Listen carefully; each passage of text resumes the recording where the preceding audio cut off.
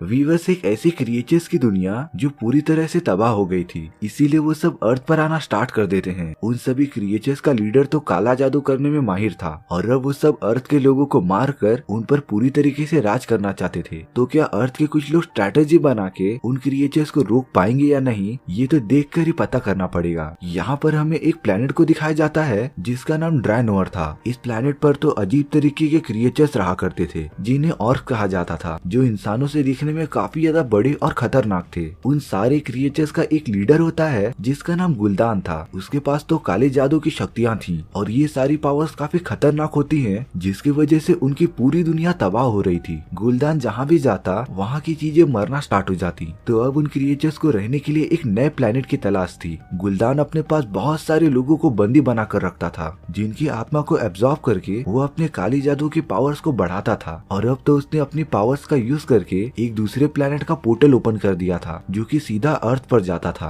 Portal खुलने के बाद गुलदान अपने साथियों के साथ अर्थ पर आ जाता है और वो पहली बार अर्थ की हवा में इतना पावरफुल महसूस कर रहा था। गुलदान के साथ ड्रेनेथन और उसकी वाइफ भी आई थी जो उन क्रिएचर्स के कबीले का मुखिया था। ड्रेनेथन की वाइफ काफी ज्यादा प्रेग्नेंट थी और अचानक उसके पेट में काफी दर्द होने लगता है। तो गुलदान उसकी डिलीवरी करता है और उसके पेट में से ड्रेनेथन का बच्चा निकालता है, लेकिन वो बच्चा पूरी तरीके से मर गया था। पर गुलदान अपने काले जादू के पावर्स का यूज करके वहाँ पर खड़े एक हिरन की आत्मा निकालकर उस बच्चे के बॉडी के अंदर डाल देता है, जिससे कि वो वापस जिंदा हो जाता है। और इस बात से सारे क्रिएचर्स काफी ज्यादा खुश हो जाते हैं, खास करके ड्रेनेथन और उसकी वाइफ। अब यहाँ अर्थ पर हमें एक किंगडम दिखाया जाता है जिसके कमांडर का नाम लोथार होता है और उन्हें खबर मिलती है कि उनके कई लोगों को किसी ने मार दिया था। तो इसी बात का पता लगाने के लिए लोथार वहाँ पर आ जाता है, लेकिन तभी वो एक जादूगर को दिखता है और वो वहाँ पर चुपके से मरे हुए लोगों की जांच पड़ताल करने आया था। बेन लोथार से कहता है कि अगर वो मरे हुए लोगों की बॉडी देखेगा तो उसे पता चल जाएगा कि उन्हें किसने मारा था।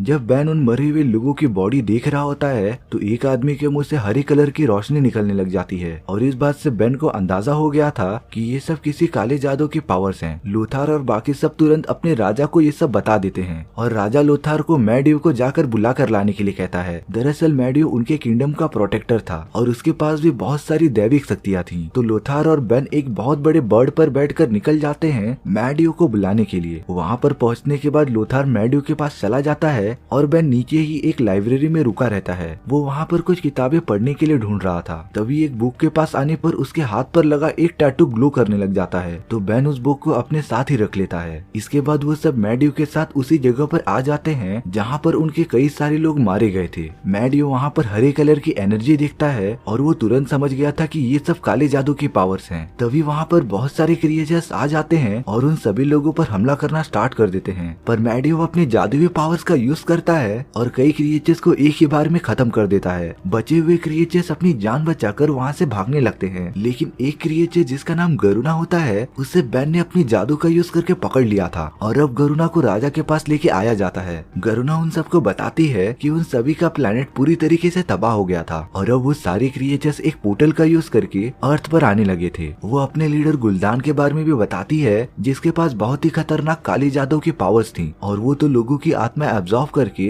और भी ज्यादा पावरफुल हो जाता था। राजा गरुना से उनकी मदद करने के लिए कहता है और इसके बदले वो उसे आजाद कर देंगे। गरुना उनकी मदद करने के लिए मान जाती है। अब यहाँ पर गुलदान के पास ड्यूरेथन और ब्लैक हैंड आ जाते हैं और गुलदान उनसे इस बात से गुस्सा था कि वो इतने छोटे से इंसानों से हार कर वापस आ गए और वो इस हार का पूरा दोष ब्लैक हैंड को देता है। दरअसल ब्लैक हैंड गुलदान की सेना का चीफ था और अब गुलदान ब्लैक हैंड को सजा देने के लिए उसे काले जादू के आग में अपने आप को डालने के लिए कहता है। ब्लैक हैंड अपना हाथ आग में डाल देता है और धीरे धीरे उसका पूरा हाथ जलने लगा था, पर तभी ड्यूरेथन उसका हाथ काट कर अलग कर देता है जिससे कि ब्लैक हैंड मरने से बाल बाल बच गया था। गुलदान इस बात से काफी ज्यादा गुस्सा होता है। तब ड्यूरेथन उसे समझाता है कि उनके कई लोग वैसे ही मारे जा चुके हैं, तो उन्हें कैसे भी करके अपने लोगों को प्रोटेक्ट करने की जिम्मेदारी लेनी पड़ेगी। लेकिन अब ड्यूरेथन को पता चल गया था कि उनकी पूरी दुनिया गुलदान के काली जादू की वजह से ही खत्म हुई थी और अब वो अर्थ को भी पूरी तरीके से खत्म करने वाला था। तो ड्यूरेथन डिसाइड करता है कि वो गुलदान को कैसे भी करके रोकेगा और अर्थ के लोगों को प्रोटेक्ट करेगा। गरुना लोथार के साथ उस जगह पर आ जाती है जहाँ पर गुलदान ने कई सारे लोगों को बंदी बना कर रखा था और वो उनकी आत्मा को एब्जॉर्ब करके उस पोर्टल को वापस ओपन करना चाहता था ताकि बाकी क्रिएचर्स उस दुनिया से अर्थ पर आ सके। वो सब ये बात कर ही रहे होते हैं तभी वहाँ पर ड्यूरेथन आ जाता है और बेन को पकड़ लेता है। वो उन्हें बताता है कि वो इंसानों की मदद करना चाहता है ड्यूरेथन को उनके राजा के साथ कुछ बात करनी थी, तो इसीलिए वो उन्हें काली घाटी के पास बुलाता है। किंगडम में पहुंचने के बाद गरुना राजा को ये सब बताती है कि ड्यूरेथन उनसे बात करना चाहता है। वहाँ की रानी गरुना को एक तलवार देती है जिससे कि वो खुद को प्रोटेक्ट कर सके, और इसके बाद राजा अपने लोगों के साथ ड्यूरेथन के पास पहुंच जाता है। वो लोग कुछ बात करते इससे पहले ब्लैक हैंड वहाँ पर आ जाता है और इंसानों पर हमला करना स्टार्ट कर देता है। लेकिन मैंडियो भी वहाँ पर प्रेजेंट था और वो अपने पावर्स का यूज करके उन क्रिएचर्स और इंसानों के बीच एक दीवार बना देता है। लेकिन लोथार का बेटा क्रिएचर्स के साइड फंस गया था और अब ब्लैक हैंड लोथार के सामने ही उसके बेटे को मार देता है। लोथार को इस बात से बहुत ज्यादा गुस्सा आ रहा था, लेकिन वो दीवार की वजह से कुछ भी नहीं कर सकता था। यहाँ मैंडियो ने अपनी पूरी पावर्स यूज कर ली थी और वो अब बहुत ही ज्यादा कमजोर हो गया था। तो बैन और गरुना मैंडियो को उठाकर उसके घर पर लेके आ जाते हैं।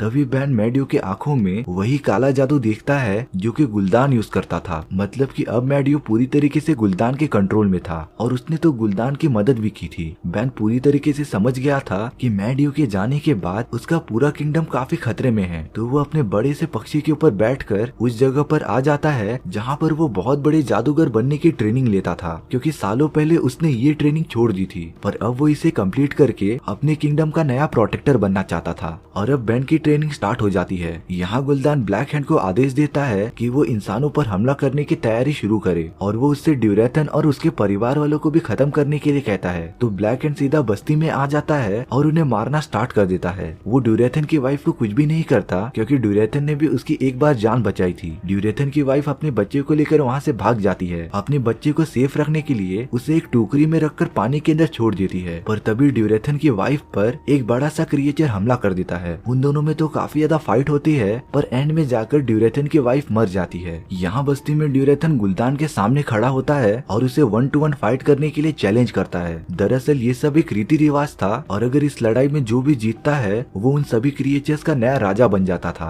ड्यूरेथन गुलदान पर हमला करने चला जाता है और उसे काफी ज्यादा मारता रहता है, लेकिन गुलदान के पास काली जादू की पावर्स थी, तो भला ड्यूरेथन उसके सामने कैसे टिकने वाला था। गुलदान उसे काफी ज्यादा मारता रहता है और ड्यूरेथन की पूरी आत्मा को एब्जॉर्ब करके ब्लैक हैंड की बॉडी में ट्रांसफर कर देता है, जिससे कि ब्लैक हैंड काफी ज्यादा पावरफुल हो गया था और उसका पूरा बॉडी स्ट्रक्चर चेंज हो जाता है। वहाँ के बाकी क्रिएचर्स को इस बात का तो पता चल गया था कि गुलदान अच्छा नहीं है और वो किसी का भी भला नहीं चाहता, लेकिन बाकी क्रिएचर्स चाहकर भी गुलदान के अगेंस्ट नहीं जा सकते थे, क्योंकि उसके पास इतनी पावर थी ना कि वो सारी क्रिएचर्स को एक ही बार में खत्म कर सकता था। दूसरी तरफ राजा ने एक डिसीजन लिया था और वो अपनी पूरी सेना को लेकर उन क्रिएचर्स पर हमला करने आ जाता है। वो क्रिएचर्स भी अपनी सेना लेकर उन पर हमला करना स्टार्ट कर देते हैं और पहली बार इंसानों और क्रिएचर्स के बीच इतनी बड़ी फाइट दिखाई जाती है। बैन लोथार के साथ उस जगह पर आ गया था जहाँ पर मैंडियो रहता था और वो तो अब पूरी तरीके से गुलदान के कंट्रोल में था। लोथार उसे समझाने की कोशिश करता है, पर वो उल्टा उन लोगों पर एक बहुत ही बड़े मॉन्स्टर से हमला कर देता है। बैन और लोथार कैसे भी करके उस मॉन्स्टर से बचते रहते हैं और यहाँ पर गुलदान ने वो पोर्टल ओपन कर दिया था, जिससे कि बहुत सारी क्रिएचर्स अर्थ पर आना स्टार्ट कर देते हैं और अगर जल्द से जल्द उस पोर्टल को बंद नहीं किया गया तो ये पूरा अर्थ उन क्रिएचर्स से भर जाएगा। यहाँ लोथार कैसे भी करके मैंडियो को डिस्ट्रैक्ट करता है और बैन उसी बड़े से मॉन्स्टर को चकमा देकर मैंडियो पर गिरा देता है और वो मैंडियो की सारी काली शक्तियों को एब्जॉर्ब करना स्टार्ट कर देता है, जिससे कि मैंडियो को होश तो आ गया था, लेकिन वो काफी कमजोर पड़ गया था। वो अपनी बची हुई पावर्स का यूज करता है और उस पोर्टल को बंद कर देता है जिसमें से वो सारे क्रिएचर्स आ रहे थे। वहाँ पर तो एक दूसरा पोर्टल ओपन हो गया था जिसका यूज करके सारे इंसान और वहाँ पर फंसे हुए सारे लोग एक सेफ जगह पर जा सकते थे। कुछ टाइम में सभी लोग उस पोर्टल का यूज करके एक सेफ जगह पर पहुंच गए थे, लेकिन तभी मैंडियो मर जाता है और अब तो वो पोर्टल एकदम से बंद हो गया था, जिससे कि वहाँ पर राजा गरुना के साथ और भी बहुत सारे लोग फंस जाते हैं और अब तो वो सारे क्रिएचर्स उन पर हमला करना स्टार्ट भी कर देते हैं। राजा को पता चल गया था कि वो उन क्रिएचर्स से बच नहीं सकते, तो वो गरुना को उसे मारने के लिए कहता है, क्योंकि इससे गुलदान और बाकी सभी को उस पर भरोसा हो जाएगा और वो बाद में इंसानों की मदद कर पाएगी। हालांकि गरुना ऐसा कभी नहीं करना चाहती थी, पर राजा गरुना से रिक्वेस्ट करता है और तब गरुना रानी के दिए गए हथियार से उसे मार देती है। जब गुलदान और बाकी सभी को इस बात का पता चलता है तो वो सब गरुना से काफी खुश हो गए थे, क्योंकि उसने राजा को मारकर अपनी वफादारी का सबूत दिया था। गुलदान गरुना को शाबाशी देता है, तभी वहाँ पर लोथार अपने बड़े से पक्षी के ऊपर बैठकर आ जाता है और वो देखता है कि राजा की मृत्यु हो गई है। उसे राजा के बॉडी में वही हथियार मिलता है जो रानी ने गरुना को दिया था और इस बात से लोथार ये समझ लेता है कि गरुना ने ही राजा को मारा था